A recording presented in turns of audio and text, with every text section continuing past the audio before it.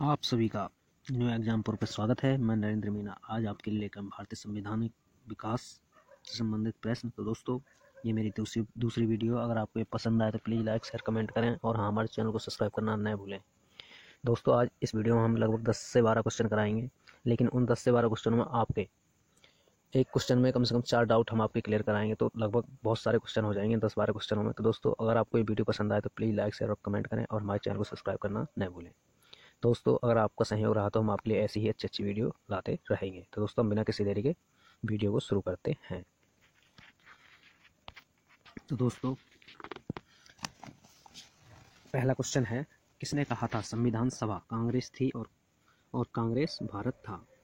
विकल्प ए ऑस्टिन ने, विकल्प बी CR एटली ने, विकल्प सी विंस्टन चर्चिल ने, विकल्प डी लॉर्ड माउंटबेटन ने। तो दोस्तों बताइए, किसने कहा था कि संविधान सभा कांग्रेस थी और कांग्रेस भारत था? तो दोस्तों, हम आपको बता दें कि जो ऑस्टिन महोदय थे, उन्होंने ये वक्तव्य कहा था कि संविधान सभा कांग्रेस थी और कांग्रेस भारत था। और दोस्तों, ये ऑस्टिन महोदय जो थे, इनको पद्मश्री पुरस्कार भी मिला था। दोस्तों, इन्होंने एक पुस्तक लिखी थी, द इंडियन कॉन्स्टिट्यूशन। तो दोस्तों, ऑस्टिन महोदय थे जिन्होंने ये बात कही थी। उन्होंने एक पुस्तक लिखी थी, क्या लिखी थी दोस्तों? The Indian constitution. क्या लिखी थी दोस्तों? कॉन्स्टिट्यूशन। दोस्तों, ये कथन ऑस्टिन महोदय ने कहा था और ये जो कथन है दोस्तों, उनकी एक किताब लिखी थी द इंडियन कॉन्स्टिट्यूशन, उसमें ये लिखा गया है। दोस्तों, नेक्स्ट क्वेश्चन की ओर चलते हैं। दोस्तों, नेक्स्ट क्वेश्चन है कि भारतीय संविधान सभा में कुल कितनी महिलाएं सदस्य थीं? तो दोस्तों, 15 थीं, 13 थीं, 12 थीं या 10 थीं? बताइए दोस्तों, भारतीय संविधान सभा में कुल कितनी महिलाएं सदस्य थीं? तो दोस्तों, हम आपको बता दें, भारतीय संविधान सभा में कुल महिलाओं की संख्या जो थी वो थी दोस्तों 15। और दोस्तों, जिनके नाम हम आपको बताएंगे, दोस्तों ध्यान से सुने, ये 15 महिलाएं थीं जिनके नाम हम आपको बताएंगे। तो दोस्तों, इस क्वेश्चन के अनुसार इस क्वेश्चन के अनुसार विकल्प ए ठीक है। तो दोस्तों, हम आपको बता दें इन महिलाओं के नाम। तो दोस्तों, पहली थी विजय लक्ष्मी पंडित। कौन थी दोस्तों? विजय लक्ष्मी पंडित। पहली थी दोस्तों विजय लक्ष्मी पंडित। और दोस्तों, नेक्स्ट थी राजकुमारी अमृता कौर। कौन थी दोस्तों? राजकुमारी अमृता कौर। दोस्तों, तीसरी कौन सी थी? तीसरी थी दोस्तों सरोजिनी नायडू। कौन थी दोस्तों? सरोजिनी नायडू। और दोस्तों, चौथी कौन सी थी? सुचेता कृपलानी। कौन थी? सुचेता कृपलानी। और दोस्तों, पांचवी जो थी वो थी पूर्णिमा बनर्जी। कौन थी दोस्तों? पूर्णिमा बनर्जी। तो दोस्तों, 5 महिला तो ये थी। और दोस्तों, छठी कौन थी? लीला राय। कौन थी दोस्तों? लीला राय। और दोस्तों, 8वीं थी हंसा मेहता। कौन थी दोस्तों? 8वीं हंसा मेहता। दोस्तों, 8 महिलाएं तो ये थी हंसा मेहता। और 9वीं महिला कौन थी? कमला चौधरी। कौन थी दोस्तों? कमला चौधरी। और दोस्तों, 10वीं थी रेणुका। और दोस्तों, 11वीं थी मालती चौधरी। कौन थी दोस्तों? मालती चौधरी। और दोस्तों, 12वीं थी दक्षयानी। कौन थी दोस्तों? दक्षयानी। और दोस्तों, 13वीं कौन थी? बेगम एजाज रसूल। कौन थी दोस्तों? बेगम एजाज रसूल। और दोस्तों, 14वीं कौन थी? एनी मस्करनी। कौन थी दोस्तों? एनी मस्करनी। और दोस्तों, अंतिम और 15वीं कौन थी? अम्मू स्वामीनाथन। कौन थी दोस्तों? अम्मू स्वामीनाथन। ठीक है दोस्तों, ये 15 महिलाएं थीं भारतीय संविधान सभा में। तो दोस्तों, इसलिए इस क्वेश्चन का विकल्प ए सही है। दोस्तों, इतना हमें क्वेश्चन नहीं खींचना चाहिए था, लेकिन हाँ, जो महत्वपूर्ण जानकारी थी वो इसलिए हमने आपको बता दी। दोस्तों, नेक्स्ट क्वेश्चन की ओर चलते हैं।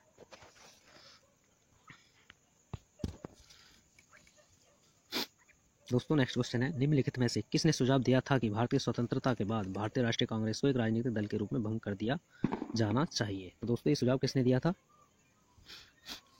कि भारत की स्वतंत्रता के बाद भारतीय राष्ट्रीय कांग्रेस को एक राजनीतिक दल के रूप में भंग कर दिया जाना चाहिए। दोस्तों किसने किया था? सी राजगोपालाचारी ने, जयप्रकाश नारायण, आचार्य कृपलानी ने या महात्मा गांधी ने। तो दोस्तों ये जो विचार दिया था ये दिया था महात्मा गांधी ने। किसने दिया था दोस्तों? महात्मा गांधी ने।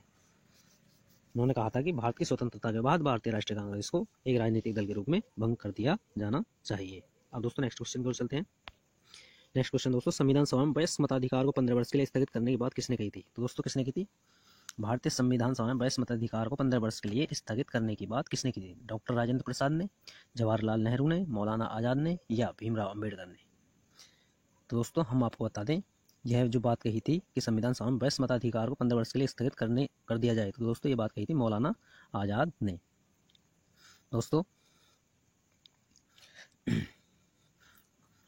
दोस्तों मौलाना आज़ाद ने ये बात कही थी कि 15 वर्ष के लिए स्थगित कर दिया है, जबकि जो राजेंद्र प्रसाद थे और पंडित जवाहरलाल नेहरू थे, इन्होंने जोरदार ढंग से इसे अपनाने के लिए क्या कहा था? उन्होंने समर्थन किया था। इन्होंने कहा था कि इस बात को स्थगित न किया जाए, बल्कि 15 वर्ष की जो आयु, वयस्क मताधिकार की जो आयु उस टाइम थी 15 वर्ष, इसको स्वीकार कर लिया जाए। जबकि मौलाना आज़ाद ने इस बात को नकार दिया था, मतलब स्थगित कर दिया था।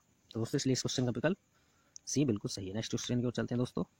भारत शासन द्वारा राज्य के चिन्ह कब से अंगीकृत किया गया? 15 अगस्त 1948, 2 अक्टूबर 1947, 26 जनवरी 1948 या 26 जनवरी 1950? बताइए दोस्तों, भारत शासन द्वारा राज्य के चिन्ह कब से अंगीकृत किया गया? तो दोस्तों हम आपको बता दें, भारत शासन द्वारा राज्य के चिन्ह यानी कि स्टेट एम्बलम जो एडप्ट किया गया था, मतलब अंगीकृत किया गया था, वो किया गया था दोस्तों 26 जनवरी 1950 को। इसलिए इस क्वेश्चन का विकल्प डी बिल्कुल सही है। क्योंकि दोस्तों जो हमारा राज्य के चिन्ह लिया गया था वो कहाँ से लिया गया था? अशोक सिंह के स्तंभ से। यहाँ जो सारनाथ में जो अशोक के द्वारा लगाया सिंह स्तंभ है, उससे राज्य के चिन्ह लिया गया था। और दोस्तों कब लिया गया? 26 जनवरी 1950 को। तो दोस्तों नेक्स्ट क्वेश्चन की ओर चलते हैं। किस वर्ष में जन गण मन को भारत के राष्ट्रगान के रूप में अपनाया गया? तो दोस्तों कब अपनाया गया? 1948, 1949 या 1950 या 1951 में? बताइए दोस्तों, किस वर्ष में जनगण मन को भारत के राष्ट्रगान के रूप में अपनाया गया था? तो दोस्तों हम आपको बता दें, जनगण मन को भारत के राष्ट्रगान के रूप में 1950 में अपनाया गया था भारतीय संविधान सभा द्वारा। और दोस्तों जनगण मन को राष्ट्रगान के रूप में गाया भी गया था।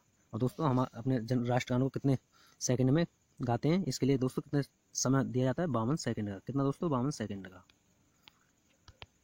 दोस्तों हम अपने राष्ट्रगान को कितने समय में गाते हैं? 52 सेकंड में। और दोस्तों इसे 26 जनवरी 1950 को अपनाया गया था। अब नेक्स्ट क्वेश्चन की ओर चलते हैं दोस्तों। डॉक्टर BR अम्बेडकर संविधान सभा में निर्वाचन हुआ था। तो दोस्तों कहाँ से हुआ था? पश्चिम बंगाल से, मुंबई प्रेसिडेंसी से या तत्कालीन मध्य भारत से या दोस्तों पंजाब से? बताइए दोस्तों, जो BR अम्बेडकर का संविधान सभा में निर्वाचन हुआ था कहाँ से हुआ था? दोस्तों हम आपको बता दें, डॉक्टर BR अम्बेडकर संविधान सभा में जो निर्वाचन हुआ था वो मुंबई प्रेसिडेंसी से हुआ था। तो दोस्तों इसलिए इस क्वेश्चन का विकल्प भी बिल्कुल सही है। अब दोस्तों हम आपको बता दें, 1946 में संपन्न संविधान सभा के प्रारंभिक जो चुनाव हुए थे दोस्तों, उसमें अम्बेडकर उस समय के अविभाजित भारत के बंगाल प्रांत के क्या थे दोस्तों? पूर्वी भाग से निर्वाचित हुए थे। लेकिन बाद में जब ये क्षेत्र दोस्तों पाकिस्तान में चला गया, पूर्वी पाकिस्तान में जब चला गया ये क्षेत्र, तो दोस्तों इन्हें फिर भारतीय गणराज्य के जो मुंबई प्रेसिडेंसी के जो एक पूना संसदीय क्षेत्र से उपचुनाव में निर्वाचित होकर आना पड़ा था भारतीय संविधान सभा में सम्मिलित होने के लिए। तो दोस्तों ये पहले तो पश्चिम बंगाल राज्य से चुने हुए थे, लेकिन बाद में कहाँ से आए थे दोस्तों? मुंबई प्रेसिडेंसी से। कब? 1946 में। नेक्स्ट क्वेश्चन की ओर चलते हैं दोस्तों। संविधान सभा द्वारा भारतीय संविधान को स्वीकृत किया गया था। कब किया गया दोस्तों? 15 अगस्त 1947 को, 30 जून 1948 को या 26 नवंबर 1949 को या 26 जनवरी 1950 को?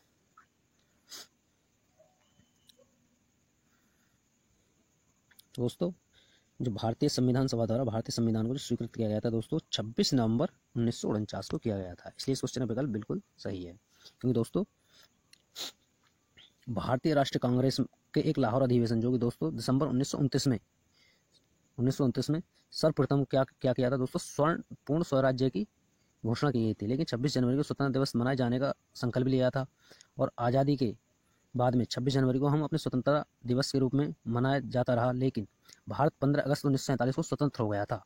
तब से प्रत्येक वर्ष दोस्तों क्या होता है? 15 अगस्त 1947 को हम स्वतंत्रता दिवस मनाते हैं।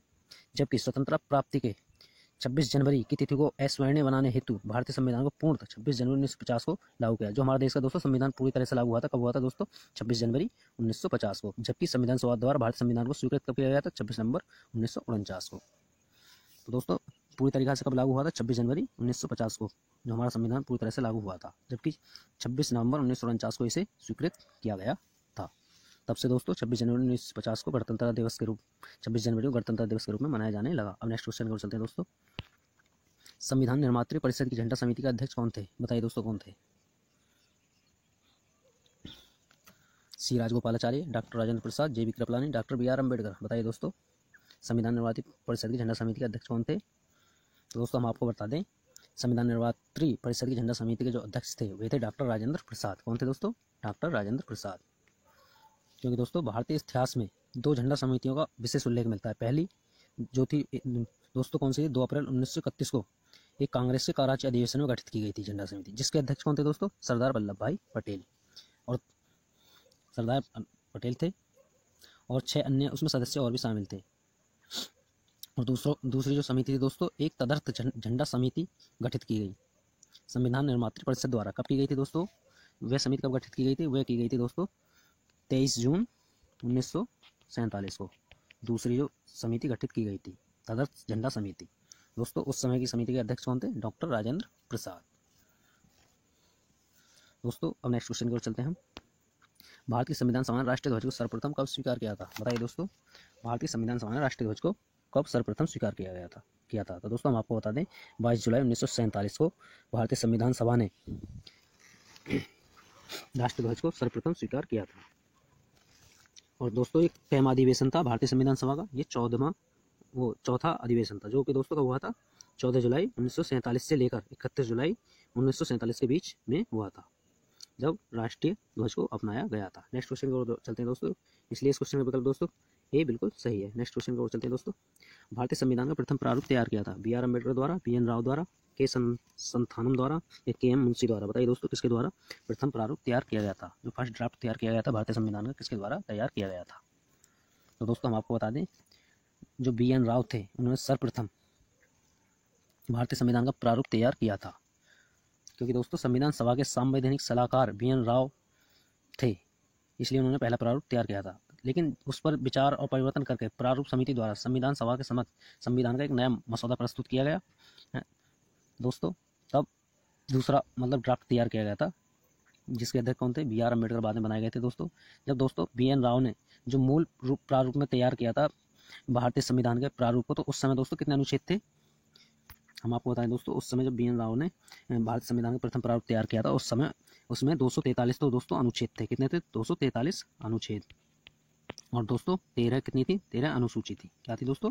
अनुसूची उस समय के प्रारूप में। नेक्स्ट क्वेश्चन की ओर चलते हैं दोस्तों। भारतीय संविधान के निर्माण के समय संवैधानिक सलाहकार कौन थे दोस्तों? Doctor B R Ambedkar, doctor Rajendra Prasad, B N Rao, K M Munshi. तो दोस्तों अभी हमने इस क्वेश्चन का भी डिस्कस किया था कि भारतीय संविधान निर्माण के समय संवैधानिक सलाहकार कौन थे? तो दोस्तों ये थे बी एन राव, जिनका पूरा नाम क्या था दोस्तों? बेनेगल नरसिंह राव। क्या नाम था बी एन राव का दोस्तों? पूरा नाम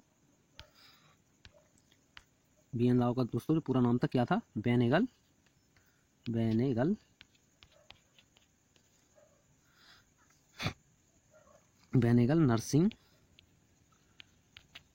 नरसिंह राव, इनका पूरा नाम था, जो दोस्तों भारतीय संविधान निर्माण के समय संवैधानिक सलाहकार भी थे। तो दोस्तों आपको ये वीडियो कैसी लगी?